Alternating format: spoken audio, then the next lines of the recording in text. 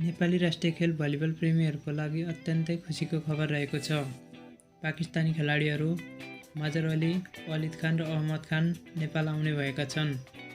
2082 साल पुस 11 गतेदेखि 20 गतेसम्म नेपाल भलिबल सङ्घद्वारा आयोजित 9औं NBA कप 2082 महिला तथा पुरुष प्रतियोगितामा रुकुम पश्चिमबाट पाकिस्तानी खेलाडीहरू आउने भएका छन्।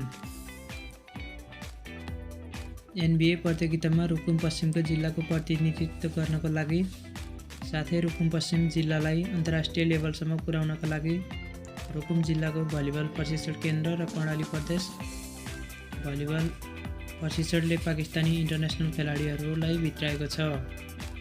पाकिस्तानी खेलाडीहरू काबा लगायत अन्य थुप्रै राष्ट्रिय लिगहरू टिपटप नेपालबाट खेलिसकेका अनुभव रहेका छ।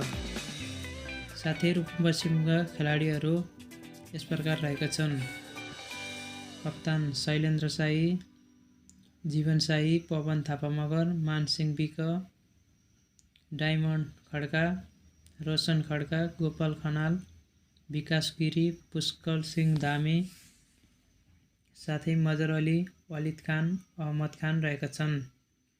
त्यस्तै मुख्य प्रशिक्षणमा तेज विक्रम बुढा रहेका छन् भने सहायक प्रशिक्षणमा दुर्गा रेग्मी रहेका छन्।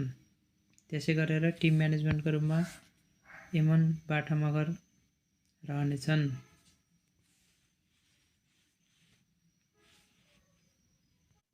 NBA लिगका लागि tiptop Nepal, Nepal Tribhuvan army club, Nepal police club, APF club रहनेछन् भने गण्डकी प्रदेश भने टुङ्गो लागेको छैन।